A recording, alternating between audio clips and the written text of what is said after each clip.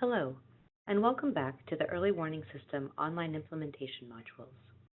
This session will cover Module 1, the basic EWS structures. We'll again start by opening up our browser. I'm going to be using Firefox, but Google Chrome and Internet Explorer should also work. The address we want to input is ews.educationnorthwest.org.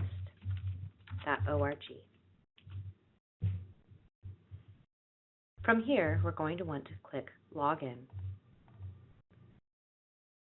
The previous walkthrough discussed how to set up a new account, so we're assuming that you already have your username and password established. Input your username and your password. Again, we'll be taken to our history for how long we've been a member. And for this session, we're going to go ahead and go through the Module 1. This will be the landing screen where you spend the majority of your time. These modules are designed for teams to work through together to help document decisions and ensure that everyone's on the same page and part of the process. Once you begin entering data into the module, the application will save your work, and the next time you log in, you'll see this box. If you choose Resume, it will take you to the exact place where you left off. If you choose Erase, it will erase all of the data inside of the modules, and there will not be a way to recover it. Only use this Erase button if you plan to start over from scratch. Now let's begin. This first screen gives you a brief table of contents to help you quickly find the content that you want to cover. Let's start with Develop Your Team. Almost all screens begin with a description of the activity for the page and why the research has identified it as important. For this page, your team will be asked to decide whether they want a district-level team approach or a school-level team approach. You may decide that you want a mixed team approach where you have both a district-level and school-level set of teams. If you choose to do that, simply decide which team will be going through the modules today and click that. For example, we'll go ahead and do district-level team for this one, but each of the schools in the district will want to set up their own account and go through the modules themselves also. Next, we need to identify who will be on the team. A list of recommendations is provided right here. And what we can do is go ahead and input a name and hit Enter. Notice that you can also delete names if you want. This allows your team to be dynamic as your team changes or more responsibilities are needed to be taken on. The next page lists all of the responsibilities. There's some pre-programmed into the system, but you can also create a new one as well. We'll say Organize Community Support. To assign somebody to a responsibility, we simply click on the name and drag it over to the responsibility. You can also delete people, and notice that you can also delete the responsibilities.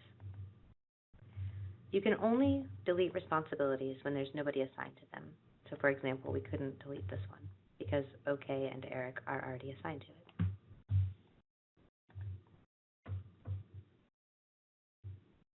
With the team and responsibilities defined, we now move on to setting a SMART goal. Make sure the goal is specific, measurable, achievable, relevant, and timely. An example may be close the dropout rate for minority students by 5% by 2017. Avoid overarching goals that are hard to see progress in, such as a broad, improve graduation rates. These types of goals aren't as actionable because we don't know what improvement will look like. Is 2% enough? By when does the team hope to see the improvement? The more specific you can be, the better. Consider listing the objectives and strategies to meet those objectives as your EWS team understands their data and system a little bit better. This next page lists each of the common indicators that research has repeatedly identified across the nation.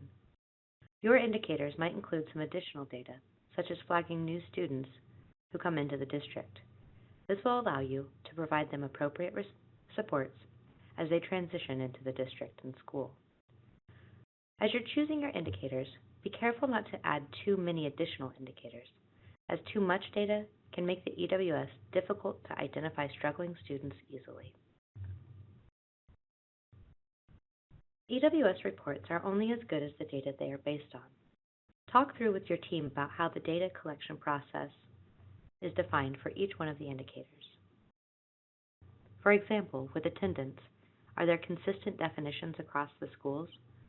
Are all the teachers recording the data daily? We want to input this information in this box here, and then also assign somebody who will be responsible for collecting it and making sure the data is valid and accurate. As you think through the resources that your team will need, you might find that you need additional supports.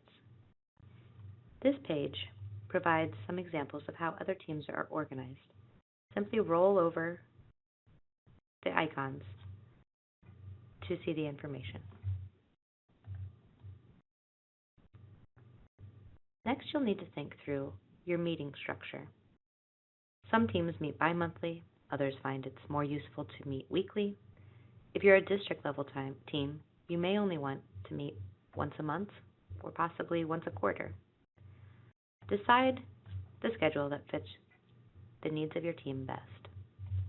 You'll also want to identify some potential locations that are convenient for everybody to meet at. If you need some examples, simply roll over the icons again to receive some information about how other EWS teams in the nation are designed and organized. Finally, decide and document the next steps that everyone will undertake before the next meeting. Never adjourn the meeting without knowing what needs to be accomplished to keep the initiative moving forward and to have the next meeting run smoothly. Typically, we suggest that teams complete one module at a time. Here we provide a short list of items to prepare and bring to complete the next module.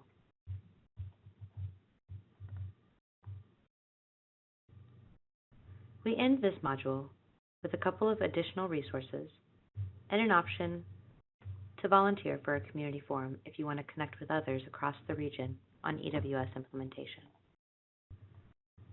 Before you go, though, you might want to consider printing your results. From this, you click the button and a PDF is created with all of the information that you had inputted in the system. You can go ahead and download the PDF, and then you can send it to the rest of your team and store it in your files so you have documentation. Thank you for joining us for Module 1 walkthrough. Please join us for the Module 2 walkthrough next.